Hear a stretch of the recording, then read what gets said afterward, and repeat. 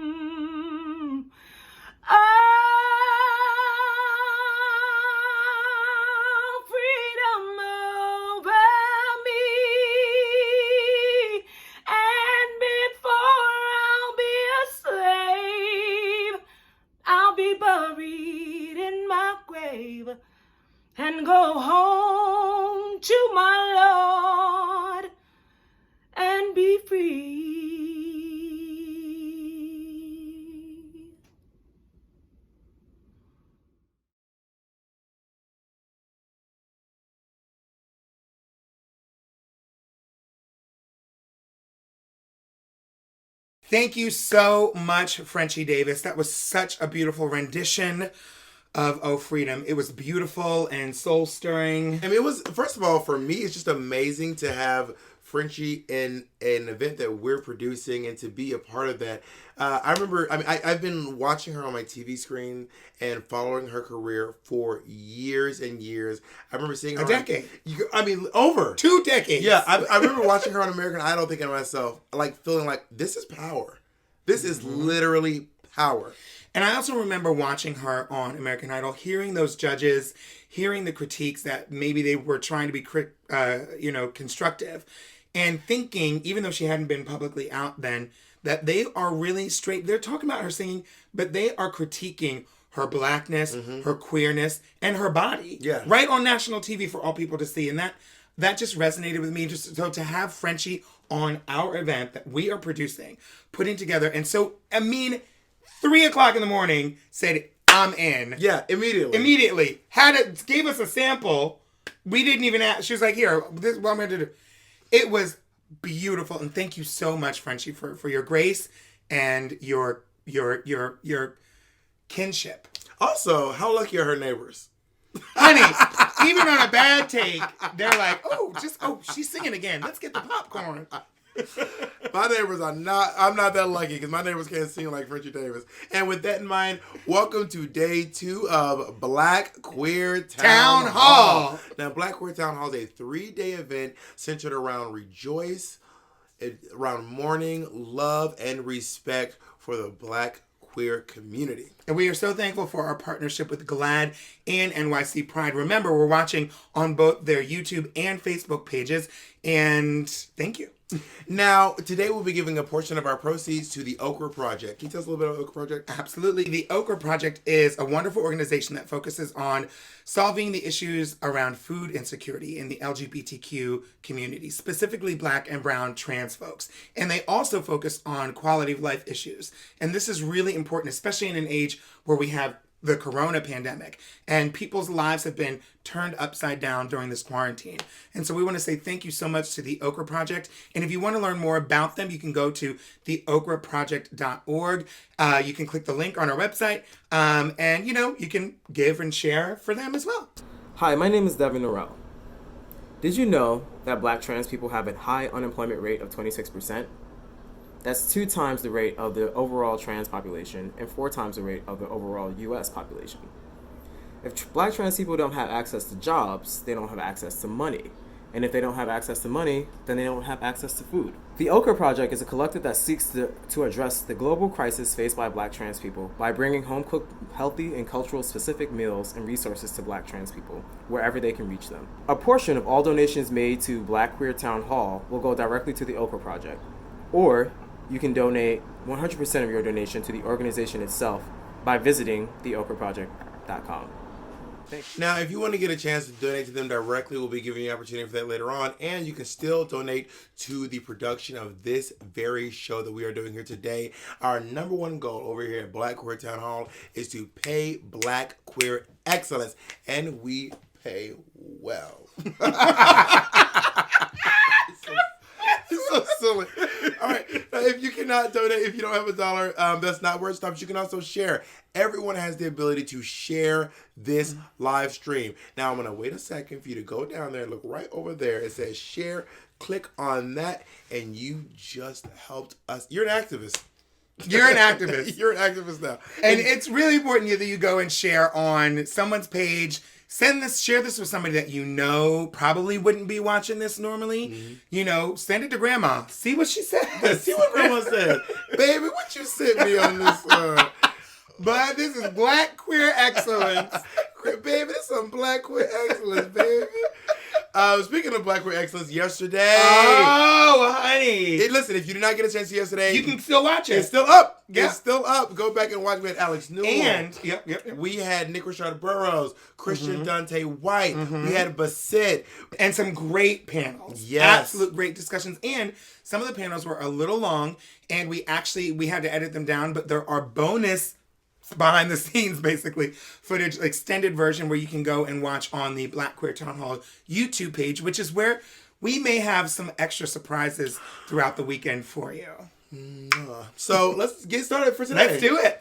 Okay, so now it is going to be an excellent day. We have a very full day for you. We've got panels like Back to Work and What Now? We also have appearances by Evie Oddly, Monét Exchange, Angelica Ross, and Laith Ashley, just to name a few. Okay, so let's jump right in. We have our very first panel ready for you, and to introduce that panel, I'd like you to help me welcome Chicago icon and my dear friend, Shea Coulee. Hey everyone, Shea Coulee here from RuPaul's Drag Race Season 9 and All Stars 5, here to talk to you about the Black Queer Town Hall, where we will be discussing getting back to work and how that relates to the Black Lives Matter movement and COVID-19. So, as you guys know, there's been so much that's been going on politically and socially, as well as a global pandemic. And as things are starting to open up, people are starting to go back to work, but we also are dealing with demonstrations against police brutality and how they affect the lives of Black people every single day. It's really important that we come together to talk about the importance of really both being active and great advocates for the lives of Black people. Myself, being a Black person is especially important for me, but also for our allies. But we also have to consider at the same time, while we are fighting this, we are fighting another invisible fight, another pandemic against COVID-19. So this will be a great conversation discussing ways that we can be active and also ways that we can be safe and protecting ourselves, not only from the constant threat of police brutality, as well as the threat that exists with COVID-19, and how to be better, stay well, and healthy. So I'm so excited to see how this conversation will go. And without further ado, let's get it started. Right. Welcome everyone. Thank you for tuning in to the first annual Black Queer Town Hall. I hope you guys are having a lot of fun so far. This is an epic event that I'm so thankful to be a part of.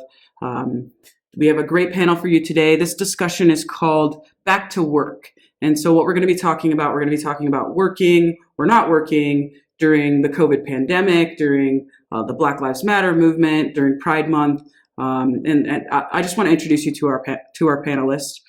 First up, we have Honey Davenport, a recording artist and reality TV star. Hi, I'm Honey Davenport. And we also have Jason Fiasco.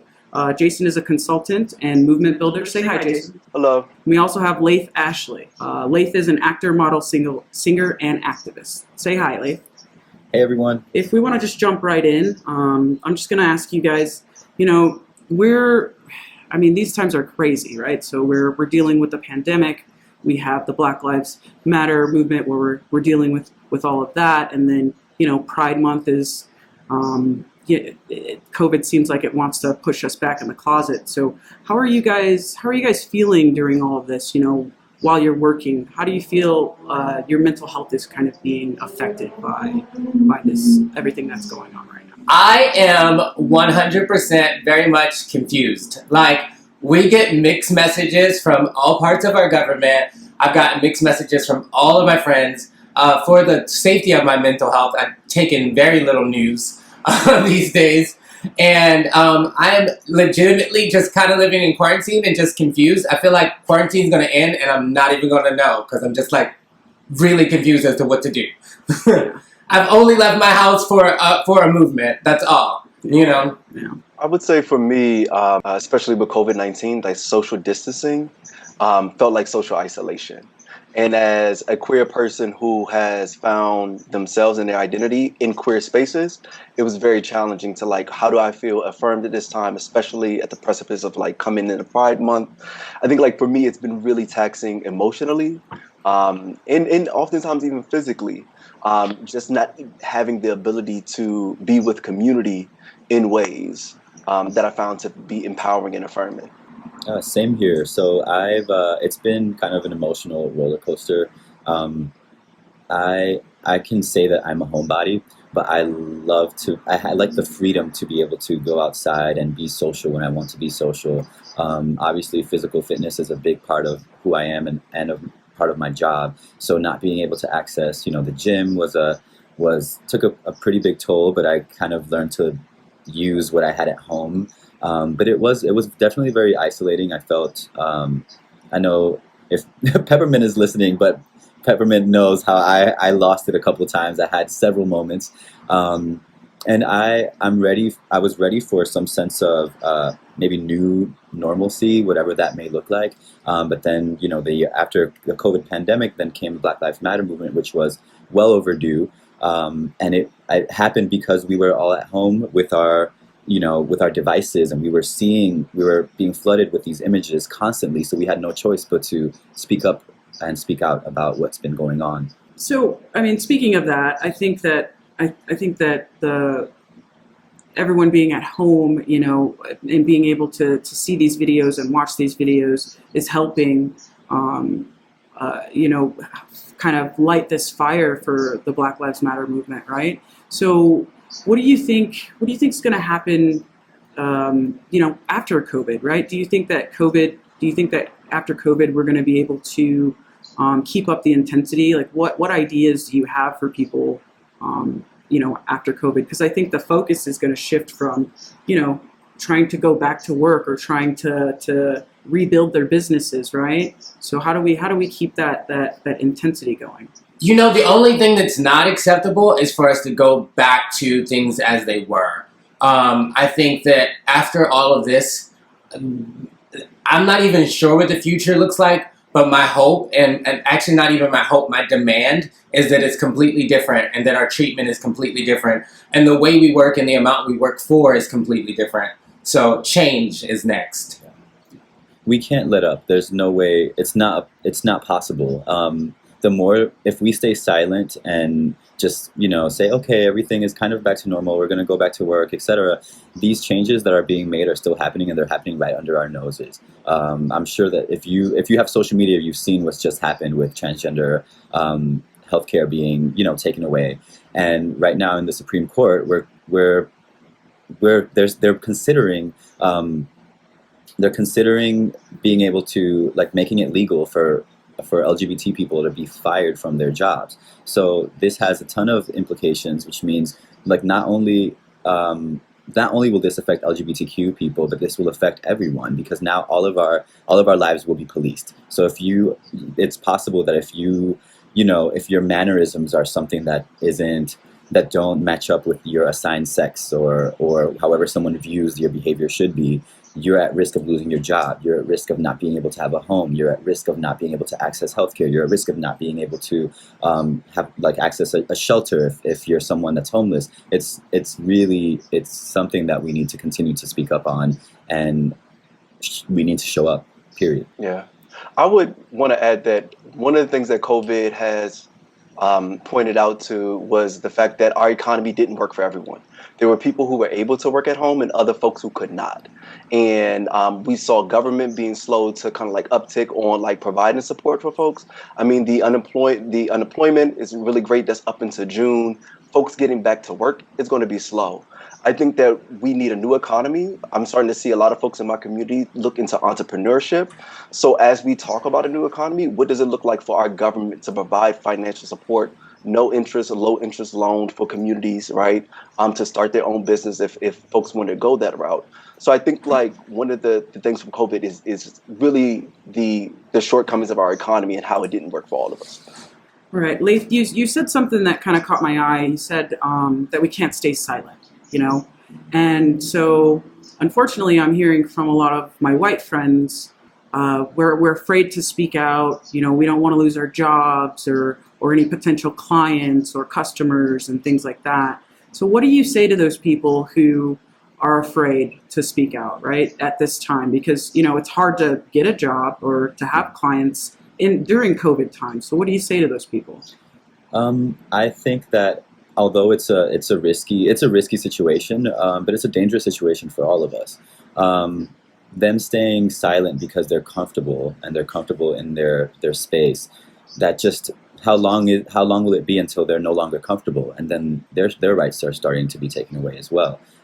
It's just a matter of time. They're slowly picking at the most marginalized communities. So I think that. Yes, it's risky. It's risky business, obviously. No one wants to lose their job. No one wants to feel like they don't have a source of income or a way to take care of themselves. But what's happening now with what's going on in our government, they're taking away jobs and the livelihood of a whole group of people. And I think, Honey, you probably have something to say in this too. I mean, I from watching Draw the Blood, I feel like, that just was so powerful and said so much itself. So I'm sure you got something to add to this. Absolutely. Draw the Blood is a piece about what it feels like watching your friends remain silent as you go through life dealing with racial inequality. And, what I say to people who are afraid to post or afraid to protest because they might lose their job or they might lose their homes as my friends are losing their lives, I just kind of interact with them how I interact with any other selfish person, because I think that's really selfish.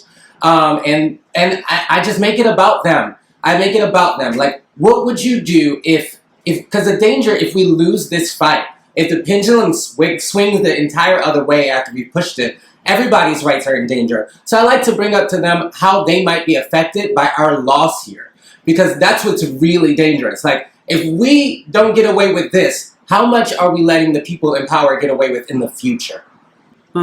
So I'm gonna ask you guys a little bit about just the reopening in general. So now with states beginning to reopen, and there's tons of people that are still working during this, right? Those essential workers. Do you, because there are people that have to work during this time and that are on the front lines, do you feel any guilt? Do you feel any guilt for not having to be one of those people that are working on the front lines? Like, how are you feeling about them? I don't personally feel guilt about that, but I do think that we should address how we're paying people who we've now see how essential they are to our livelihood. These people are our least paid citizens here. As we reconstruct our economy, we might want to think about how we've been paying them as well. Exactly. Totally agree there. Yep. 100%. That is exactly my feeling on it. Especially like the fast food, the groceries. I mean, all of those people are just right there. Being able to be exposed to this, and it's just crazy how low their wage is. I'm going to move to another topic. I want to talk a little bit about the Black Lives Matter movement. Right now, having this movement during Pride Month, I feel like in some ways it's bringing us together, but I wanted to ask you guys and see how you felt. Do you think that they're sufficiently overlapped? Do you think they conflict? Especially in the wake of, we just had some recent, transgender deaths that haven't gotten enough media attention, so I just kind of want to see how you guys feel about that. I believe Marsha P. Johnson said there can be no celebration until there are rights for all people.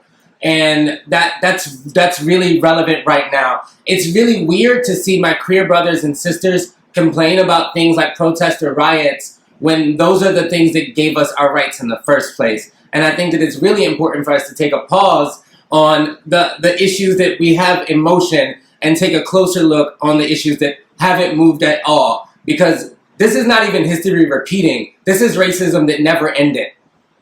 Yeah.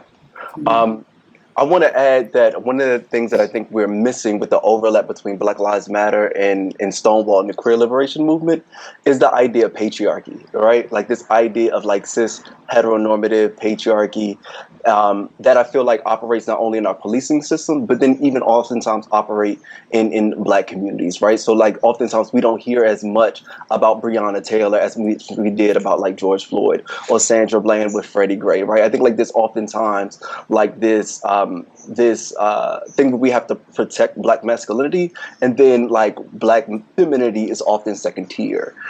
So I think like there's intersection between our Blackness and gender expression that I think are great intersections for us to talk about what does quality reform look like for our judicial and policing system. And talking about, the workers and all of the people that are on the front lines, I just wanted to kind of see how you guys were feeling about, being artists and producing, your poetry or your art or your music videos, any music, anything like that, and just kind of creating like this beautiful, maybe love stories, like joyous art during this time, right? We're dealing with a global pandemic. We're dealing with Black Lives Matter. There's so much death going on. But as artists, your job is to bring joy to people. How do you feel about doing that during this time? I think like it feels a little, for me as like a pleasure activist and one who feels like the revolution must be joyful, right? It feels that like right now, because there's so much rage and hostility, that my voice in art, which is to help create a beautiful world, would not be well received at a time like this, right? Where people want to hear the frustration, people want to hear the anger, but there's like dreams and visions of hope that I think like we could look to and access, and finding the audience and outlet for that is really challenging at a time where the streets are enraged, right? And like folks want to hear that rage, and media wants to see that rage. So like there's a lot of that, and it's just like, okay, cool. Where do I find and access my voice to talk about the beauty that is forthcoming, that is coming here? Yeah. Right. I make social justice art. It is the underlying theme in all of the art that I make. So in this time, I've made sure to not stop producing, because my art that I create is what has been furthering this conversation for as long as I've had a career. And it provides an extreme amount of hope for people who don't know how to deal with what's going on right now.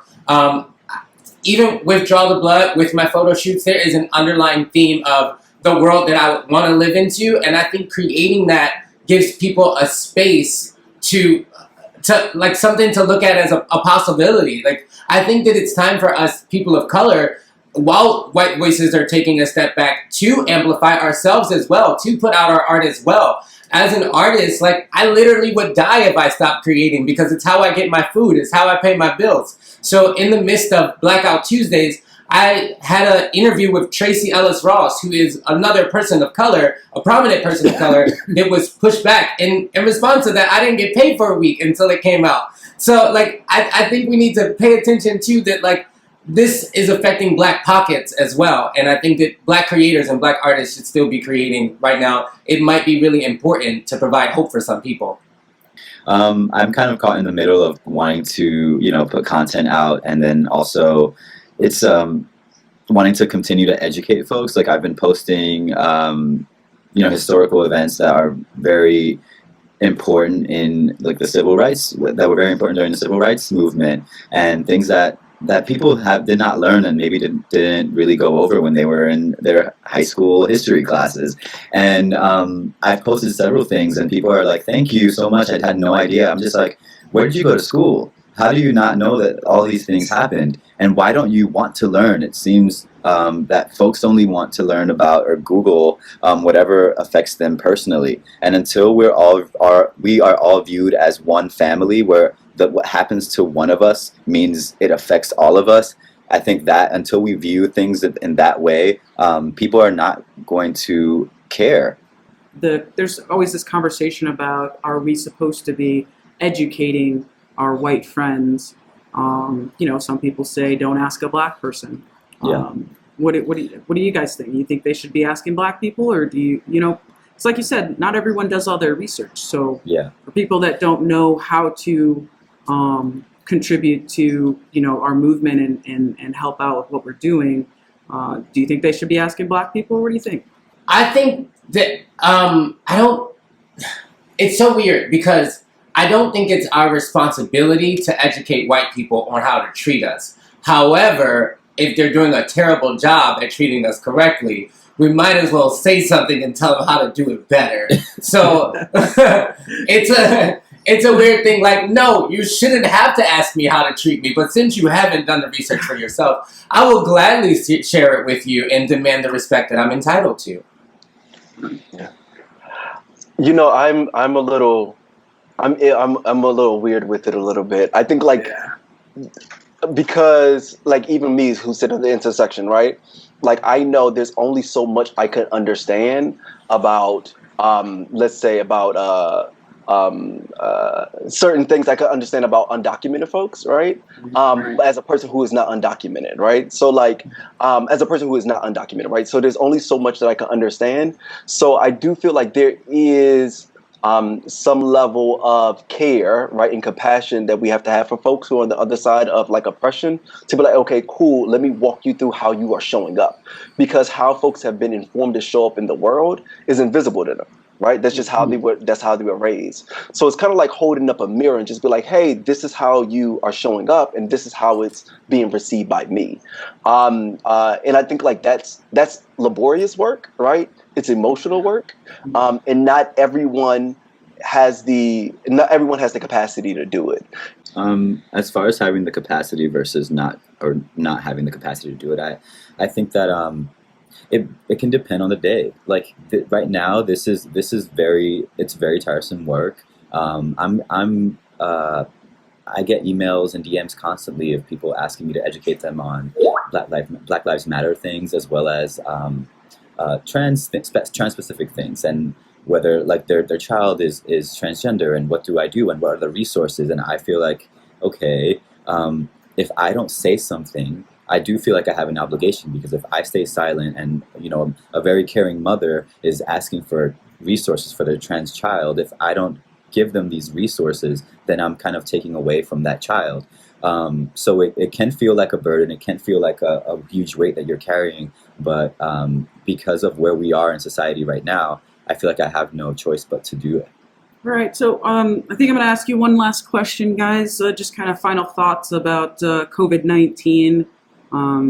Do you think that it's pushing us back in the closet? How do you think we're doing in Pride Month in the COVID times? I think that the human race is known for overcoming. We're known for enduring. It's what we've always done, and it's what we'll do here. And I think that is what we'll do with Pride. We'll figure out a way to have our celebration. And my only real hope is that while we figure out how to do it digitally and how to do it with social distance and how to celebrate in all of these beautiful ways, that we remember that there's a lot of things that can't be celebrated right now, and those issues need to be pushed into the forefront of our marches and our shows and all of our beautiful expressions of who we are. That there are a lot of people who just for expressing who they are get to die. Mm. Yeah, I would say that COVID-19 can be if we allow it, right? I think like there's amazing stuff that's happening online. I do find that there's power in our visibility in community and on the streets. I think like there's added power in that. I remember last year I was walking down the street and I was just cleaning out. And a couple like black girls was like, oh my God, yes, it's Pride Month. Like, so my existence was a reminder to them that our month was here, and they gave me life and celebrated that. And I think like that's something that I miss about this year is that like I didn't have that experience, right? So I think like it can if we allow it to. However, I found like we can find community in times like this for our affirmation, for our support, and for our pride. Yeah, and I think that's. Oh, go ahead. I was going to say, I think that this time has definitely showed us that the power of social media. So many of us have, very large platforms, very big followings, and we can use the technology that we have at our fingertips to kind of push forth, positivity and overcoming and growth. And yeah, I mean, we don't get to maybe celebrate in the same capacity that we did last year, but we do have that to look forward to as we continue this fight now. And I think that I think we're showing that right now, right? With the Black Queer Town Hall, I think that's exactly what we're doing. So, I just want to say thank you guys for doing this. This was a lot of fun. It's very nice to meet everyone. Happy Pride Month. Happy Pride Month. Thank you for that, Nicole. And now I'm very excited to bring to the digital stage a dear friend of mine, an icon, and as Bob said yesterday, probably the most well-known Black trans woman in the world. One of my best friends, Laverne Cox. Hello, everyone. Laverne Cox here. I think that at the end of the day, each and every one of us has to look at the ways in which we have internalized racism. And as people of every single race, me as a Black person, I have to constantly interrogate the ways in which I have internalized white supremacy and how that affects how I see myself, how I feel about myself, and then how I treat and feel about my siblings who are also Black. I have to constantly interrogate all of my internalized transphobia, my internalized classism, my internalized Islamophobia, my internalized patriarchy, all of these systems of oppression that exist intersectionally in what Bell Hooks calls imperialist, white supremacist, capitalist patriarchy. I add to that cisnormative, heteronormative, imperialist, white supremacist, capitalist patriarchy. I think that where we go from here is that we have to begin to hold ourselves accountable before we can hold each other accountable for the ways in which we either are perpetuating or fighting against. And I don't like to speak in binaries, right? Because it's complicated. So I don't like to think that either we are perpetuating, racial oppression and transphobia, or we're fighting against it. I don't believe in that binary, but it could be somewhere in between if we have come to spaces of consciousness and are living in the contradictions, all the contradictions of this white supremacist, consumer capitalist, patriarchal, cisnormative, heteronormative world that we are living in at the moment. It has to start with each of us as individuals. And then we have to be willing to have conversations in our communities, with our friends and with our families, to challenge the internalized racism, the internalized transphobia that so many within our communities of color and in our larger communities have. And then we have to tackle the work of changing things ideologically and then institutionally. But we cannot really do the work. I think we're still having the same conversation years and years later because we don't know how to be accountable. We have not fully figured out how to be accountable first for our own internalized racism, transphobia, and the ways in which we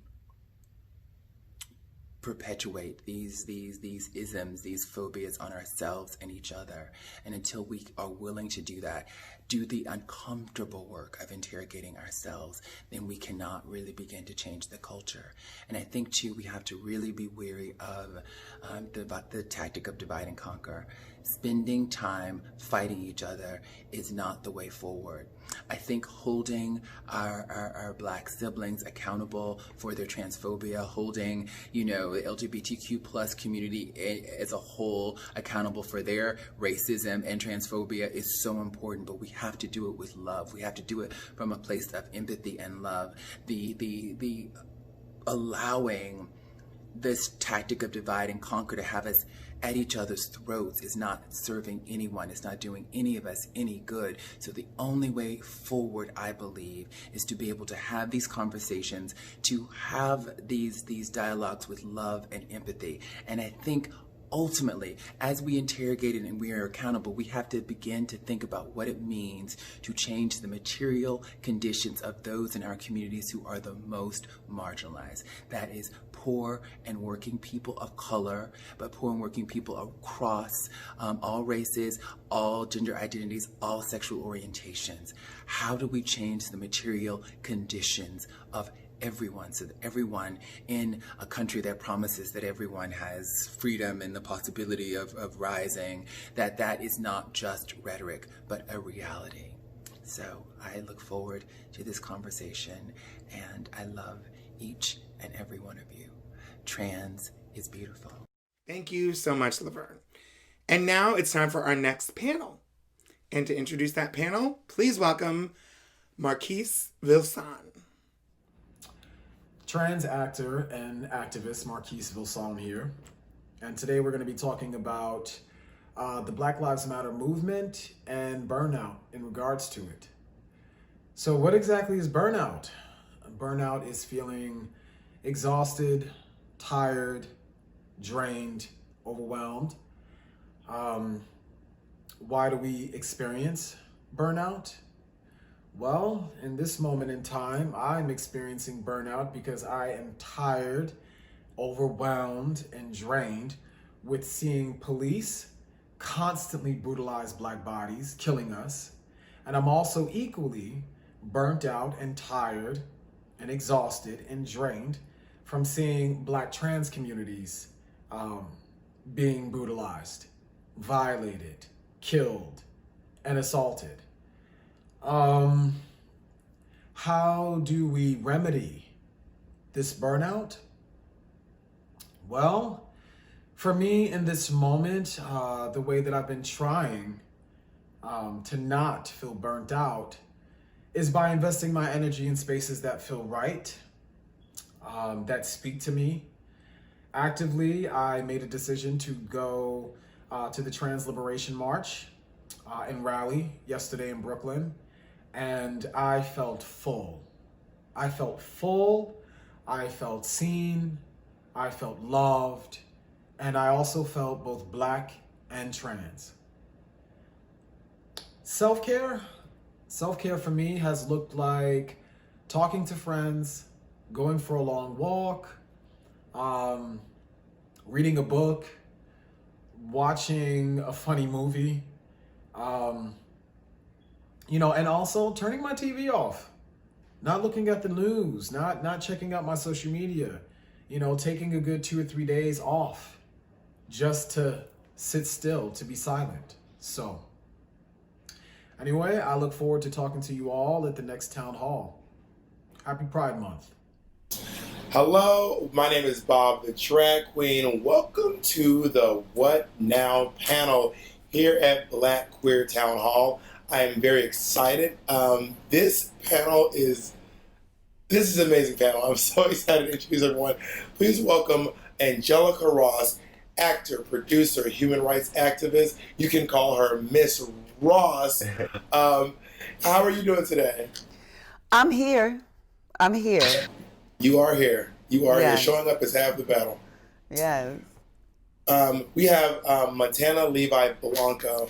Montana Levi Blanco is a costume designer for theater and opera. Thank you for joining us, Montana. Thank you so much. Yes, thank you, Bob. My pleasure. And of course, we have Randall Tucker, who is the Chief Inclusion Officer over at MasterCard. Thank you so much for joining us as well. Thanks, Bob. Great to be here. So before we get started, I just want to, before we jump into everything, I just want to find out where everyone's broadcasting from. I'm in Washington Heights in Manhattan. Ms. Ross, where are you at right now? I'm in Decatur, Georgia. I miss Atlanta. Oh, I miss Atlanta so much. I'm from Clayton County, which is not quite as nice as Decatur, but but you know what? But it's home. Where I'm from. Yeah. It is home. And Montana, where are you broadcasting? I'm in Bed-Stuy, Brooklyn. Okay, Bed-Stuy. And Mr. Tucker? I am in Chelsea. Werq. So this is about this panel is called What Now? It's a conversation about what to do now that we are starting to see progress in the Black Lives Matter movement. We're starting to see not enough, in my opinion, but small amounts of recognition and progress within the queer community from the Black Trans Lives Matter movement as well. And of course, I wish that it was getting a lot more recognition from the entire Black Lives Matter movement, the cisgender people as a whole. But this is a conversation about what to do now, because in my experience, I've noticed a lot of people have been seeing that because we've been taking to the streets, taking to Twitter, we have been taking to like legislation. That's one of the things I realized. The protest is more than just the rioting, the looting, the Twitter, and the people working on the paperwork side. It's all of those things combined are actually making sure that all of George Floyd's murderers have now been arrested and are being charged. It's reopened Breonna Taylor's case. All these things together have gotten Andrew Cuomo to start pushing for the Say Their Name bill. Minneapolis is starting to defund their police, and it's because of the pressure that we are putting on the powers that be. So the question is, what do we do now? I want to talk about burnout. We'll start with Ms. Ross. I want to talk about burnout. There's this idea that a lot of times we overexhaust ourselves. We end up making ourselves way too tired or too invested, some people might say, to continue the movement past this current spike in the movement. I want to hear, Ms. Ross, what are some of your opinions on that matter? Well, burnout is very, very real. Burnout almost got y'all an email this morning instead of me sitting in this chair. To keep it 100. Keep it 100. But the truth is that I am someone who always shows up, and that having that burden to always show up can be draining.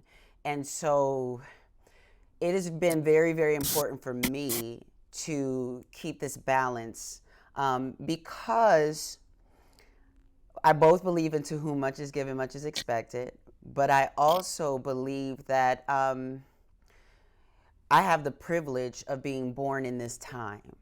And I think that we all need to sort of wake up to that same reality, not just, because I'm Angelica Ross on TV, but because you are breathing and watching this and being witness to what's going on right now.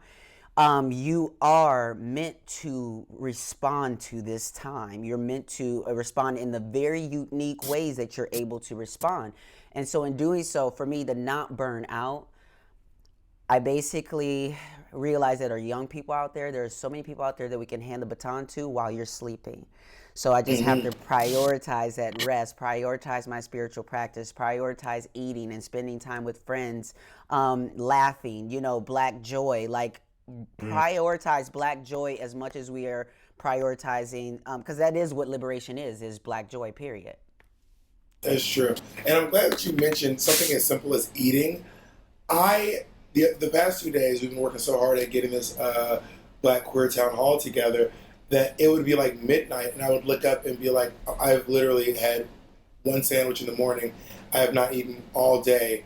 And it is little things like that that start to affect you. You have to take care of yourself. Yeah. Randall, what are you doing to combat burnout? You know what? For me, I mean, it's something that you've seen in the media for 2 weeks now. But I've been in the inclusion space for almost 20 years and have seen and had to deal with things that affected my own community as well as communities around the world, that I would be dealing with issues in Asia or in the Middle East. So for me, it's something top of mind all the time.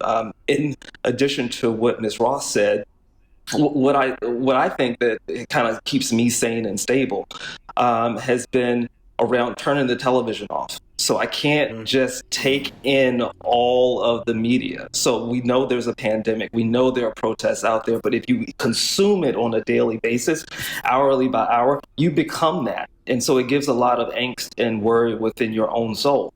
The other piece is that I like to work out. And so you can't box, you can't lift weights and be thinking about anything else but doing that. And so that's been something that's really sustained me.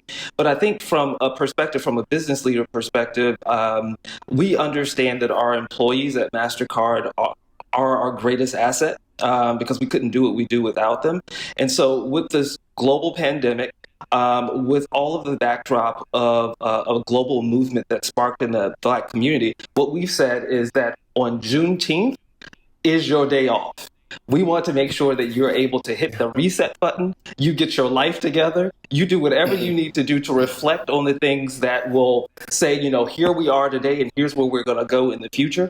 But we wanted to make sure that we paused as an organization to say there's a very specific time. A lot of people are hurting, a lot of people have pain, and we want to make sure that we do the right thing by giving them the rest and the relaxation that they need in order to fight another day. And Montana, I want to talk to you about something that Randall just talked on, which is something that occurred to me. I want to know how you're dealing with it. The idea of not consuming everything, because it really can. I was saying I had some white friends over my apartment the other day, and I got some really upsetting information on Twitter, and I had to excuse myself from the room because a big part of what was affecting me and actually upsetting me was the fact that they were not affected as heavily as I was affected. Yeah. And seeing my white counterparts being able to, quite frankly, watch Star Wars while I was literally crying. I'm crying so hard because of how bad this has affected me. And then there comes the part I was like, do I need to turn it off? Do I need to watch everything? But then I feel bad about not getting everything, or if I'm missing some information, or if I hear people talk about something, someone goes, this bill passed, and I'm like, wait, what bill? I missed the bill. Yes. How are you dealing with that, Montana? I think that this moment has been one in which I've really had to develop boundaries to protect my psychological space, right? So we are in this moment where we need each other, we need community, we need togetherness, but we also need time away, right, from all of the noise. I don't have a TV, but I do have a phone, and I have found that it is it's just been helpful to set almost hours for myself.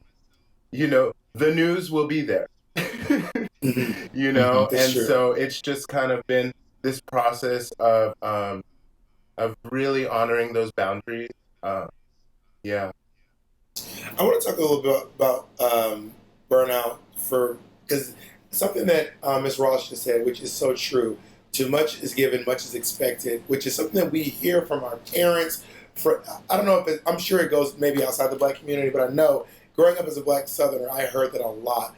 And I would think to myself times, I would feel quite frankly guilty thinking about the fact that people in my mind, I'm like, I can't allow myself, this is not for everyone out there listening, but I have a hard time allowing myself to be burnt out or tired from posting and going to 1-2 marches a week when Harriet Tubman was going all the way from the South, sometime all the way up to Canada, 12 times, working in the military, on top of that being covered in scars and whips and bruises, having she had all the things that people like Harriet Tubman, all these people who came before us went through, and I'm like, but I cried because but that's not to diminish it, everything is relative, but I do think to myself, I have the same DNA that Harriet Tubman has in her that allowed her to save almost 1,000 slaves from a 5-foot slave. Then I can do this as I have what it takes to do it for myself. So part of my self-care is taking care of what where I've been and the people who have been there before me. I want to talk a little bit about visiting the movement. This is because everyone's Black Lives Matter. Everyone's posting it. Twitter and Instagram have never been this black. Long as I've been a part of it, it ain't never been this black ever. So I want to talk, Ms. Ross, a little bit about the idea of people who step into the movement and then are going back to posting like shirtless Fire Island, selfies. How do you feel about, like, are you witnessing any of that? I see a lot of that, and I think there's a spectrum of that behavior going on. And what I want to speak to the most egregious of that behavior, and that is what is seen in, let's say, the Black Lives Matter movement, where you have the founders, the co-founders of Black Lives Matter movement being two black women, one being queer black women. But as we get to the rallies and we get into these spaces, women and queer people have been pushed aside and decentralized. And what happens is you have these folks who mix with their male ego and cameras and all kind of other things. You have folks who are building brands and all kind of things off of a movement and coming in and out of the movement doing fundraisers and not giving credit to the people who are consistently on the ground doing the work. So there's where the most egregious. Other things where people who are celebrity influencers who are using their platforms to jump in the movement for a second and show that they were at a protest or do something, great on them. Dive in whenever you can. But those who are sort of trying to build an image or almost, it basically shows that you're not really committed to it when you're just coming in and out. You just want to look or appear or do what they would call virtue signaling, that I'm one of the good ones. Well, that is something. So one of the big reasons why we were doing this Black Queer Town Hall, me and Peppermint, one of my best friends, were, and if you're watching this, you already know who Peppermint is. We were discussing how we have been getting a lot of calls because we are two of the most famous drag queens in the world, and we're black and we're queer. So with the fact that Black Lives Matter overlapping with June, which is Pride Month, we've been getting calls from a lot of people being like, could you please lend your black queer voice for free to our thing to absolve our white company of being associated with the All Lives Matter movement. So if you could just send us a number, you want me to do a number, something I should be getting paid for you for free, so that people can know that your company is not with the All Lives Matter or the Proud Boys or 45. Like, so, I mean, that has been, I had to really set boundaries to talk about that, Montana. But that's still besides the point in the simple fact that they're asking for free labor from black people. Yeah. So are we going back to slavery? Is that what you're asking us to do? I mean, real talk. One of the best quotes I've ever seen was, "Black folks have been called lazy ever since we stopped working for free." Like ever since we have been emancipated and said we are not working for free, we have been called lazy ever since then. Now, Randall, you work in the corporate space. Yeah. You are a queer black man in the corporate space, which is probably littered with white faces. How has your experience been working in the corporate space as a black queer? Yeah, you know what? Well, first of all, I don't think you should do anything for free. So let's just clear that up. So whenever an organization reaches out to you, there is nothing for free. We don't have any line items that has zero beside it. So you might want to make sure that you get your check just like everybody else does. So the piece for me for being black and gay and queer and in a biracial relationship. So it is kind of interesting that you had brought up the white guy that was in the room that you were trying to, or the white friends that you had. So all of that is going on in my life, plus I'm from the South. So there's a lot going on. But what I will say is that I've chosen to work with organizations and work for organizations that I know that they have the right heart in doing the inclusion and diversity work. I have had many opportunities to go to many different other organizations. So I've spent most of my life in the hotel and restaurant industry, as well as now at MasterCard. And the common theme for those boards as well as those leadership teams is they really wanted me to bring my authentic self to the company. And so whether that be showing up with my earrings on, whether that be showing up with my white husband, whether that be showing up and saying and speaking to a system that typically does not have my face attached to it and actually valuing that perspective. That's why I'm really excited to work for the company MasterCard now and all the other companies that I've worked with. But I think you have to set out earlier on in your career, what are the non-negotiables? What will I not deal with? And you need to figure out if they've crossed the line, you always have another option. Just like, when there's the old line, great talent can go anywhere. And so that's something that we always, as African American, queer, Black, whatever you have it, don't sell yourself short. We have to make sure that we have our own standards because everyone else does as well. So I would just say, baby, but when them bills is due, listen, and when them bills is due, and when people keep selling you short, you know what I'm saying? Like, you got to find it's hard. It's hard to. It is. That's a difficult place to be in when somebody. It's a balance. Especially the most marginalized folks. I think about Chicago, and I think about the drag bars in Chicago, and being a Black doing Black performances in a gay neighborhood lined with rainbows. But if you're too Black, if you do Black music, you can't really do well there. And so, but there's excellent queens that are come out of there. So someone like Shea Coulee, who is just her type of creativity comes from so many different places. But guess what? There's a lot of Shea Coulees out there that are doing drag that are putting together safety pins and Aldi bags for costumes. Yeah, right. And Miss Ross, and I think that's what you say is you hit it on the point, because if you don't have representation of people like a Shea Coulee in these corporate America jobs, they won't look and see that there's an opportunity for that to bring someone else in.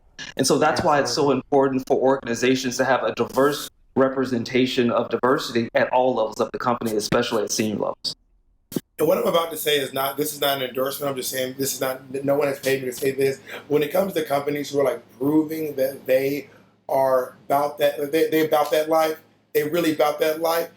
People like Ben and Jerry's is out. Ben and Jerry's has turned their Twitter into a Black Lives Matter stan account. They are like, Ben and Jerry's is like, Jerry Garcia is not playing with you hoes on this day. The founders of Ben and Jerry got arrested in the streets. Like, they are really out here being like, we are showing y'all we for real in these streets. A little nothing about visiting the movement. I want to talk for a moment, Montana. You famously recently, accountability is a big part of making sure folks don't visit the movement.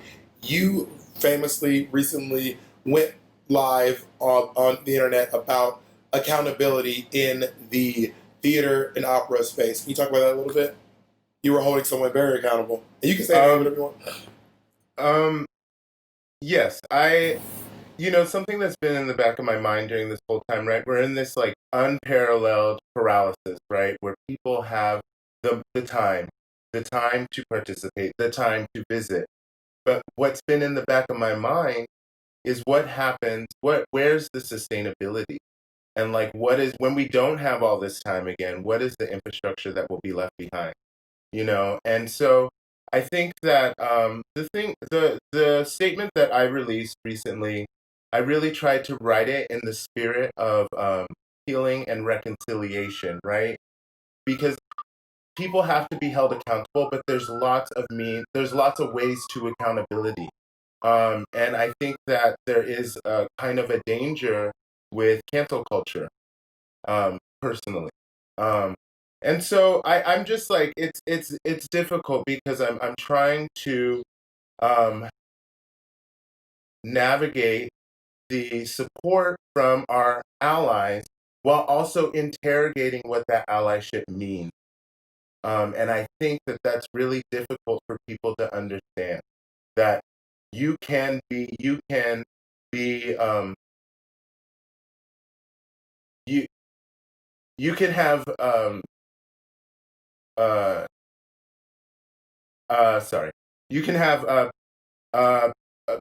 you can have done a lot for communities of color and still have tripped and still have failed.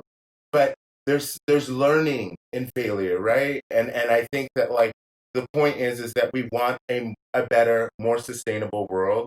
And so we have to tell our story. But I think we also have to understand in telling these stories, we must honor togetherness. Mm-hmm. I want to ask you about this too. So, full disclosure, Montana and I met working on Angels in America.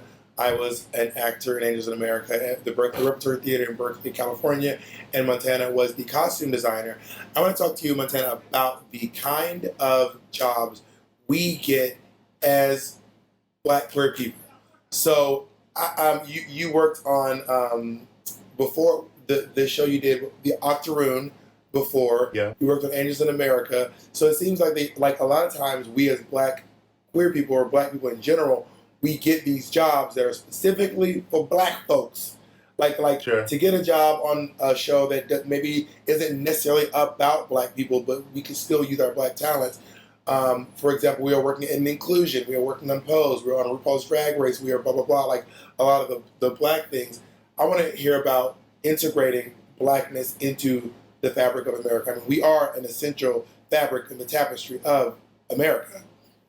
Montana, we'll start with you. Sure, I absolutely agree with you. And it's a little complicated too, right? Because in one hand, like you said, shows like Pose and plays like Octoroon, right? These plays that are these works that are Black are prolific. Right? So in one sense, there is these spaces that we are cultivating where we're able to show different ways of seeing Blackness, different ways of being Black, and diversity within the Black community, right? But I do believe that a lot of these artistic directors, a lot of producers do play a game of chess, right? Here's one Black, okay, we got the one Black person for this, we have the one Asian, we have the one Hispanic, and we're ready to go. And it's not that easy. It's much more complicated than that. Ms. Ross, how do you work in terms of accountability for allies to the Black queer movement and also holding people within the Black queers themselves accountable as well? Well, I think it's so layered, and some of the layers is I think that folks who have been, speaking to what, I'm sorry, I just I forgot your Montana. Montana, and the reason why is because I'm thinking, okay, yeah, so Montana from our AHS too, but going on what you were saying about the cancel culture, I feel like a lot of folks have this aversion to accountability and have kind of coined that cancel culture, when the reality is I don't think anybody gets canceled. Kevin Hart still gets a Netflix special, Dave Chappelle still gets a everybody, they just keep doing what they're doing. So it's more about, you don't get to come back into the mainstream fabric of how we're collectively trying to work for everyone until you understand being in community is it's like a sacred contract. If we're going to have community, that means that you have to play by certain rules of respecting everyone. So I think, that's on one level. And then on another level, I think that too many times folks don't understand diversity enough to understand. I learned a term called multiplicity and oneness from a bisexual Black Buddhist named Zenju. And what that basically focuses on is that too many times people are like, oh, we just need to come together and be one and just not, why do we have to single out Black Lives Matter? And why do we have to, single out these different things? When if we gave life to all the different pieces and uniqueness that we have, if we really were able to also caucus our communities in ways where they're able to kindle like a fire everything that's great about their culture, then when they go to work, when they leave their houses, and we create a culture where they're able to bring all of themselves together, then we get a better experience then we see ideas coming to the table because people's culture and identities aren't being muffled. Randall, can you talk to me about accountability in the corporate space? Because right now, I am nobody's corporate America. I have never. The only desk I ever sat at had a makeup mirror and some powder puffs on it, or in school. I love that. Honestly, I feel like if I was in something says, because I know if I experience it in the bars, microaggressions from such a liberal space, that I know that the corporate space has to be littered with microaggressions and moments to hold people accountable. You know what? I mean, I have two things to say that. One, anything that you see out in society will happen in an organization. So there is no line between more or less. The same people that show up at the bar are the same people in the office. But the piece that I think is really important, that is, if an organization is truly committed to inclusion and diversity, accountability is paramount to everything. So you really don't know if you're going anywhere unless you're measuring what that accountability looks like. And so for us at MasterCard, when we talk about representation, we're looking at the numbers. Have the numbers actually moved? When we look at, inclusive leadership, are our cases for lawsuits, are our cases for employee relations incidents, have they gone down based on the inclusive leadership that we're training? When we talk about, providing economic access to all communities, in the Black community, how much money are you spending on procurable items in the Black community? So it's those types of things that we look from my angle to show that we're actually moving the needle within the corporate space. So that's kind of an example for you to give some kind of understanding of, accountability looks many different ways within our company. And I want to say too, one of my final thoughts here before we close out, there's a big discussion about Karens in the Karen's place in the world. If you don't know what a Karen is a word usually used to describe what would usually be a white woman who would aggress the Black community, usually by calling the cops on us, or calling management on us, simply for existing in the same space they do or feeling intimidated by us. I've come up with this new phrase called Susies. Now, Susies are the kids of Karens, all right? There are these Susies online who are out here, like, filming themselves, taking their parents to task. And I was recently telling some of my white famous drag queen friends, the reason you need to say Black Lives Matter is because if you, let's say I was talking to Katya, when you say Black Lives Matter, because you have all these little white girls who love you, when Black Lives Matter to Katya, they now matter to this little girl. So now this little kid is in the house of a Karen who might call the cops on me, or maybe her father is a police who might kneel on my neck as I breathe my last breath. And now we have a Black Lives Matter person in the home of someone who might aggress the Black community. So that is why I feel it is important for us to hold everyone accountable. And I want to give a shout out to these, because I've been seeing these, they're going viral on TikTok, mostly them presenting people where they will film themselves talking to their parents, taking their own parents to task. Which is, I mean, as a Black child, I cannot imagine taking my mom to task. That would be the last video you ever saw of me. That would be and by the way, please come, please say nice words to me because I'm done after this. But, shout out to people who are addressing it, like stuff like this in their families and at home. That is, in my opinion, the true mark of an ally. Someone who calls it out when they see it and speaking on it. I want to make sure everybody has an opportunity to wrap up their final thoughts. If there's any final thing they want to share, Ms. Ross. Two quick things. One, Bob, I think you just hit on too, is that I think us as Black LGBTQ plus folks, I think it's time that we not be afraid to push back on our parents about the things we know we need to push back on our parents about. I've been in those spaces before, and I've had my mom, as I'm calling things out and being a little bit sharp at the tongue, throw, a cup at me, and us get, but sometimes if it has to come to that, you know what I mean? In certain ways, it just has to. Secondly, I want to say as a final thought about what we should do next as Black LGBTQ folks, I literally just thought about this coming up this morning, but since Pride started out as a riot, started out in rebellion, Black people, Black LGBTQ people, they're getting in the streets every day with the Black Lives Matter movement. That means Pride continues. That means us as Black LGBTQ people, that's our Pride parade every day. Or every time we're in the streets, that's Pride. So please come out with your Pride flags, with your drag, with your pamphlets, with your whatever the things that you need. Like literally, this is It's the riot. This is it. So we cannot allow the Black Lives Matter movement to erase queer, trans, LGBTQ people. We can't allow them to do that. We are Black.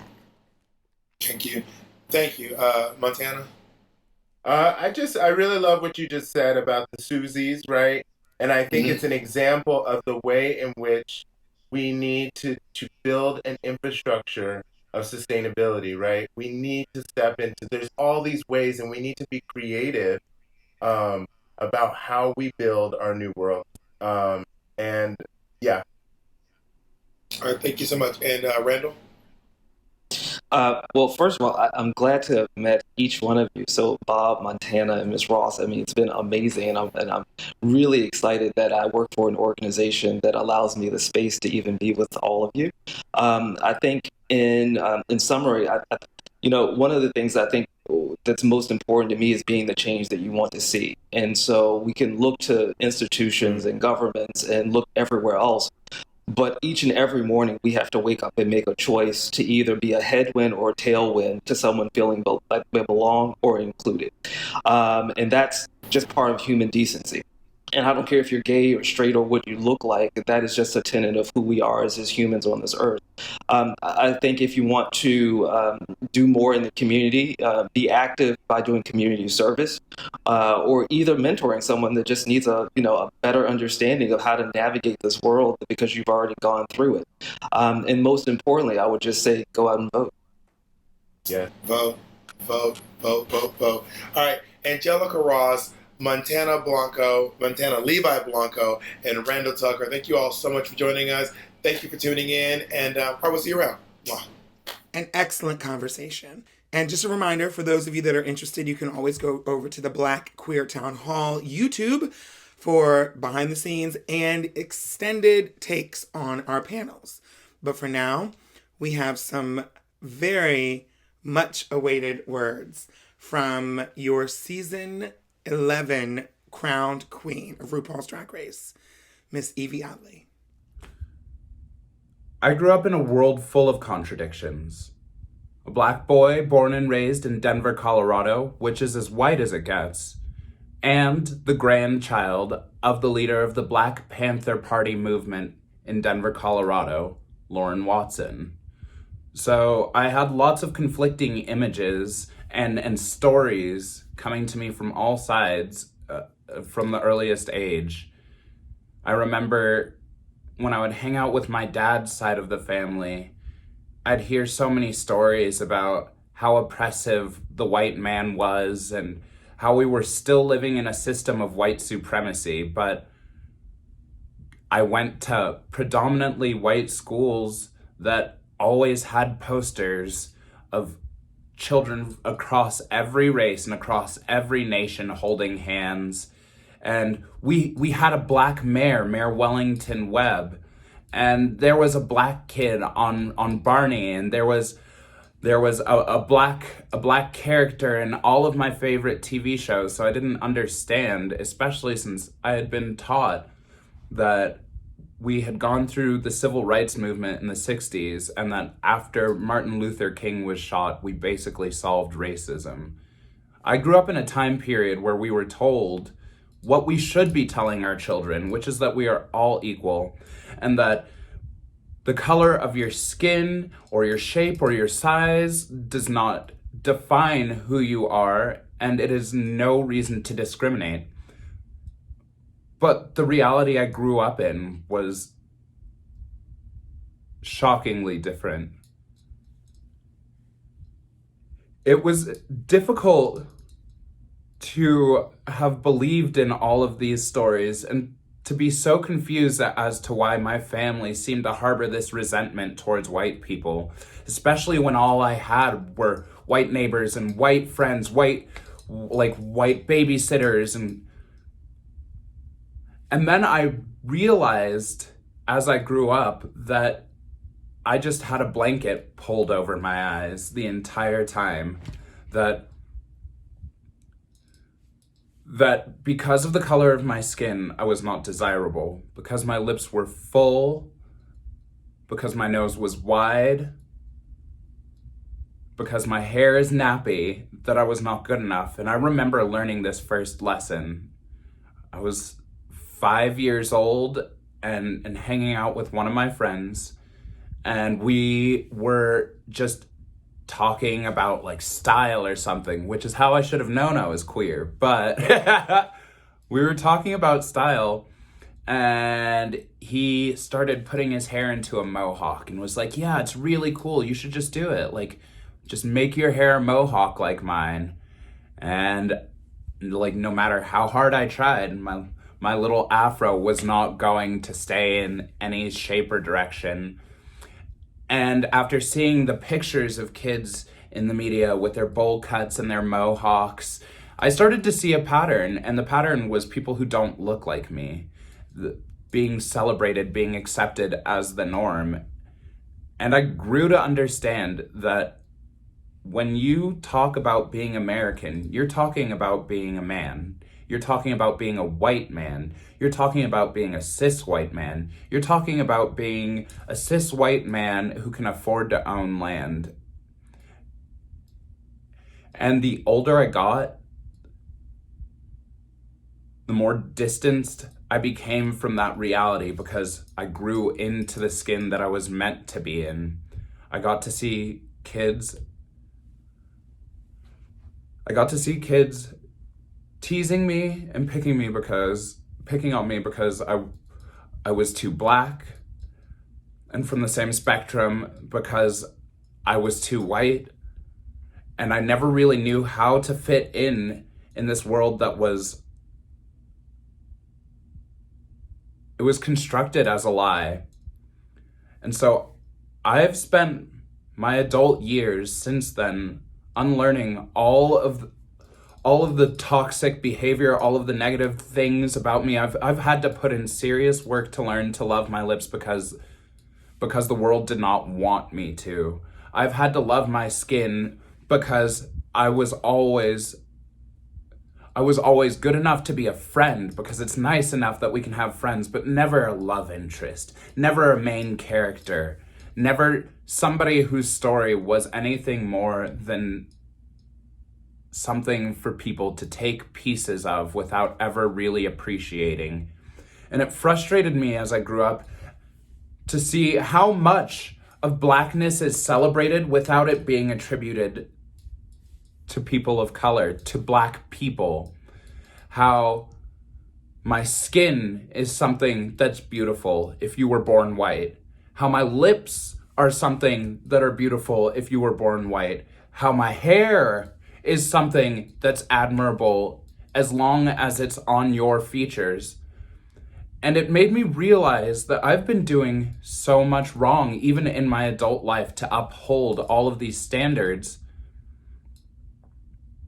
because I've been complicit. I've been complicit in the oppression, and I've believed it by simply believing that there was nothing wrong, by simply believing that, yes, I was going to be treated a different way because of my skin color, and that's just how the world is.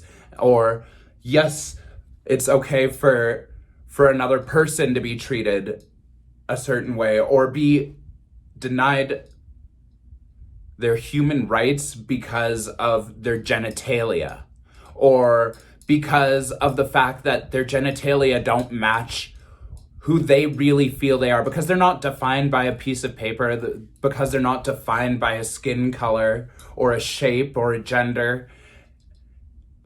And the more I've unlearned all of the things that kept me from being a part of that, the more I've realized that we as a community still have so far to go.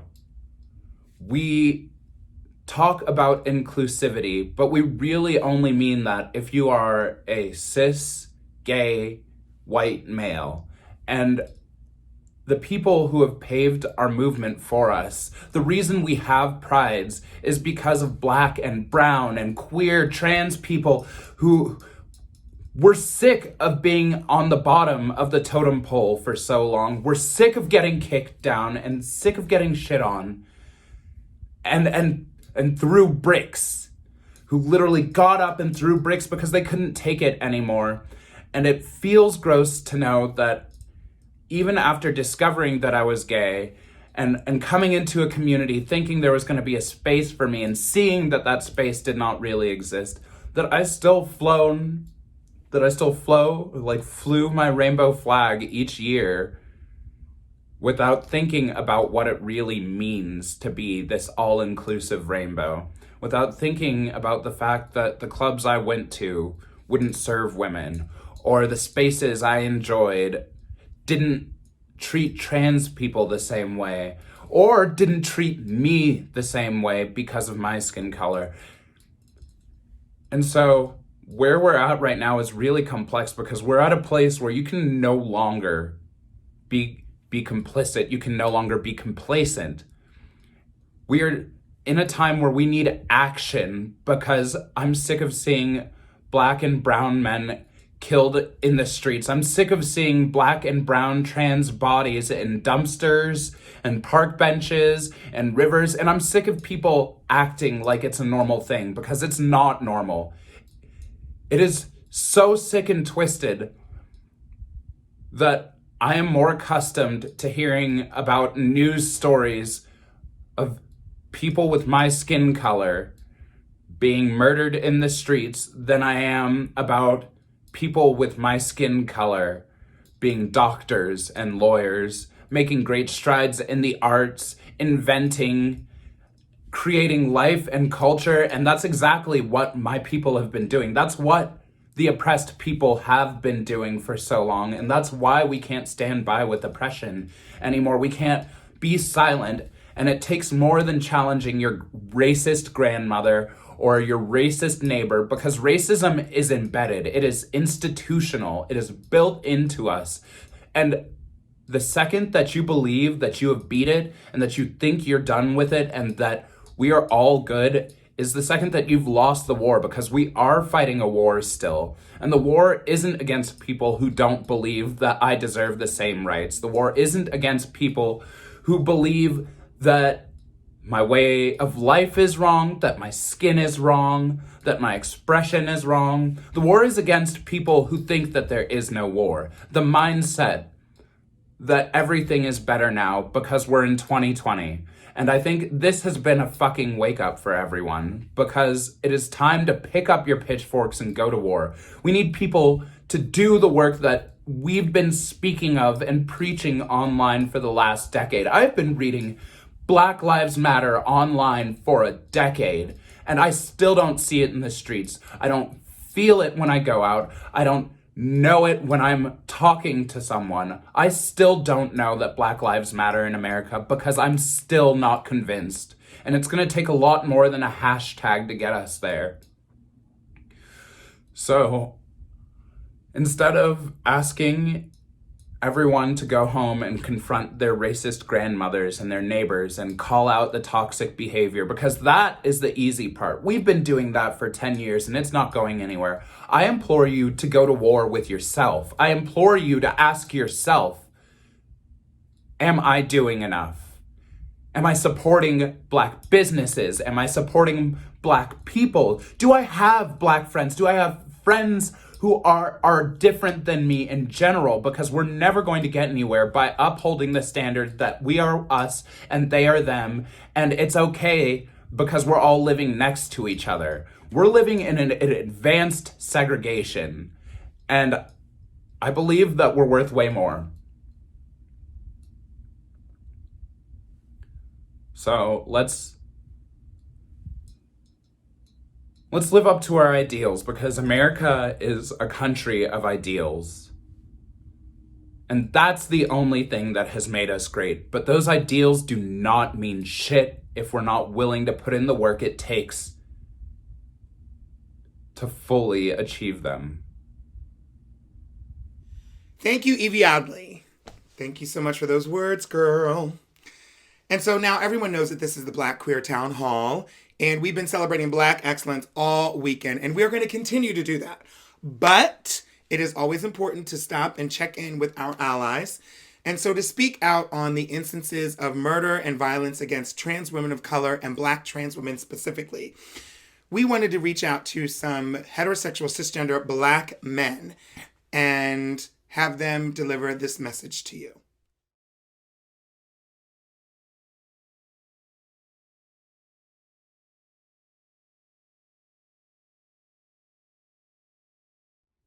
What you just seen was a moment of silence. And I'll consider that a moment of silence for all the trans women who have been murdered and taken from us just this year alone. Last week. But it was intended to be a montage of voices coming together. Black, cisgender, heterosexual men who we reached out to and asked them if they would participate. And this is what we had. Silence and inaction. It's really important that we realize that if Black lives matter, then all Black lives have to matter. Black queer folks and Black trans women have been murdered in the street week after week. Sometimes the same time, the same week, sometimes even the same day as an unarmed Black man gets killed by the police.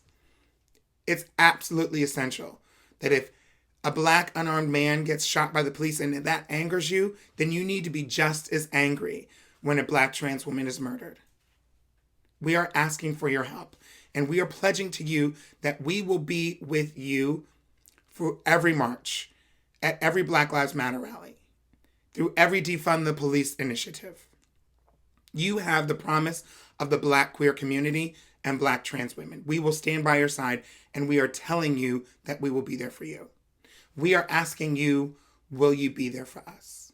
So far, we've heard silence, and your silence is violence. And now a performance dedicated to our Black trans family who have been murdered and taken by violence. Please welcome the first Black winner of RuPaul's Drag Race All-Stars, crowned queen, Monét X Change. Hey guys, it's me, Monét X Change here. I am so unbelievably grateful to be a part of this Black Queer Town Hall. This is the first of its kind. This is a monumentous occasion, and it is so empowering and uplifting to see so many Black queer voices speaking so freely, openly, and honestly about the things that, frankly, we all think about all the time. And my contribution to this discussion is what I'm offering to you is my rendition of Strange Fruit. Strange Fruit is such a powerful depiction of the Black struggle and how my ancestors, our ancestors, saw us and how they expressed their turmoil for being Black. On the heels of the song, I come after people like Nina Simone, Billie Holiday, who have sang the song with such conviction. And I offer it to you, hoping that I can make you think and I can make you take a long, hard look about Black people in this country.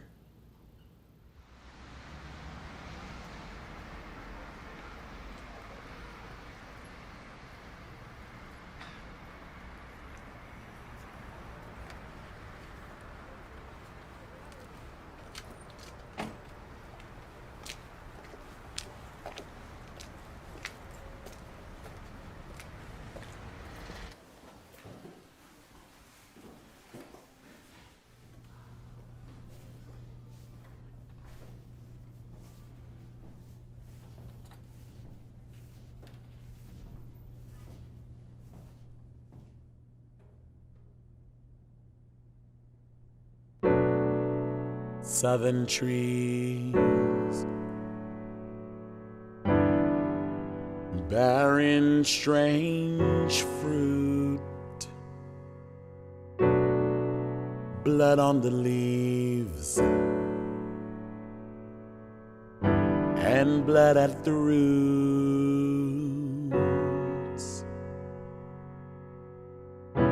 Black bodies swinging in the southern breeze, yeah. Strange fruit hanging from the poplar tree, pastoral scene of the gallant South.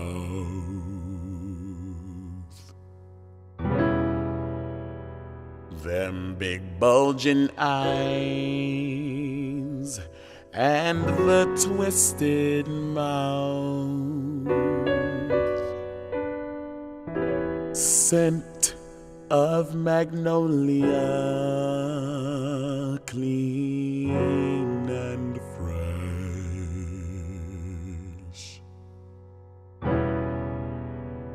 Then the sudden smell of burning flesh. Here is a fruit for the crows to pluck, for the rain to gather, for the wind to suck, for the sun to rot, for the leaves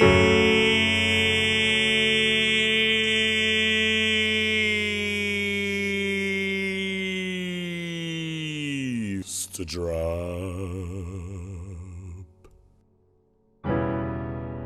Here is a strange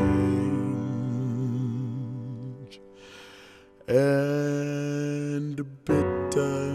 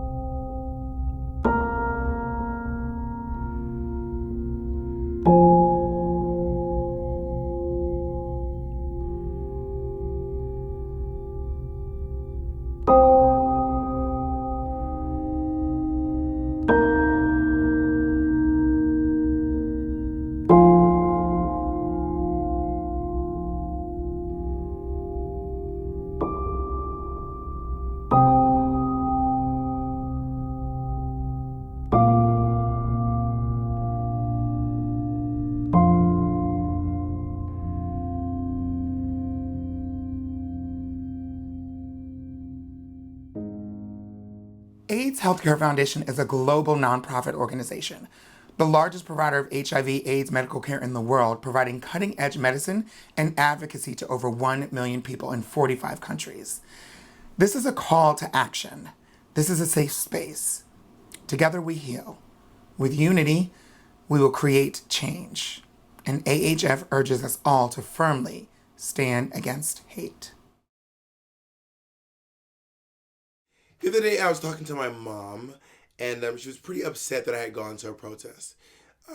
She was quite frankly nervous that her big black son, would be in the midst of all these cops, in the midst of all this madness, and not come home. And she asked me why I felt like it was important. I said, let me just start by saying this. Let me just say this out loud. The only reason I feel comfortable enough to go out on the street and protest and feel like I won't get shot with water hoses or bitten by dogs or beaten with batons in large groups is because someone in the 60s did it, went through that so I could feel safe enough to do it. And I said, I have a niece, her name's Nevaeh. She's 10 years old. She just turned 10 this past December. And I told my mom, I said, one day, because the fear that you have that I might not make it home safely, the fear that you think every time I leave the house, every time you see a picture of violence against black men in the street, one day, maybe because I marched today, maybe because people like you sitting at home, maybe people watching this who are out in the streets making their voices heard, protesting as loudly as possible, maybe because they did that, my niece Nevaeh, when she's my mom's age, she won't have to worry about whether or not her black child's going to come home. She might not have to worry about whether or not police violence is going to happen to her child. So I want you to know that if you've participated in these protests, whether you've gone out in the streets, whether you've protested on Twitter, whether you've done it in the workplace, whether you've had uncomfortable conversations at home with your family and your loved ones, just know that you are affecting the change so that our future can be stronger. So what do we do next? What are we going to do next? That's a question that only you can answer for yourself. I know what I'm going to do next. I think it's important that we call out injustices wherever we see them. Remember, a threat to justice anywhere is a threat to justice everywhere. So you have to decide for yourself. Are you going to let that person at work say something transphobic? Are you going to let that family member of yours say something homophobic at the dinner? They said it every single year. Are you going to let them get away with it this time? I can't tell you whether or not you are going to, but I think you know.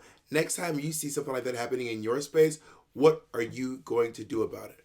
You have to remember, we need to stand up for each other. That's why people are out here in the streets. We're not out here just for ourselves. We're out here for the generations. Think about all the people who did this before you showed up to make sure that you could feel safe. Imagine that. Think about that. Think about how years and years and years ago, even going to the gay pride parade was considered dangerous. And now you feel like it's the safest place in the world for you to be queer. Think about that. The first pride was a riot. That's what they say. And the first parade was a march. And it went in the opposite direction. So we need to ask ourselves, how do we make sure that the next generation and the next generation and the next generation feels safer and safer and safer? I often think about the words of Dr. Martin Luther King. I may not get to the promised land with you, but we as a people, we will make it to the promised land. So I hope you all consider these words, and I hope to see you all tomorrow.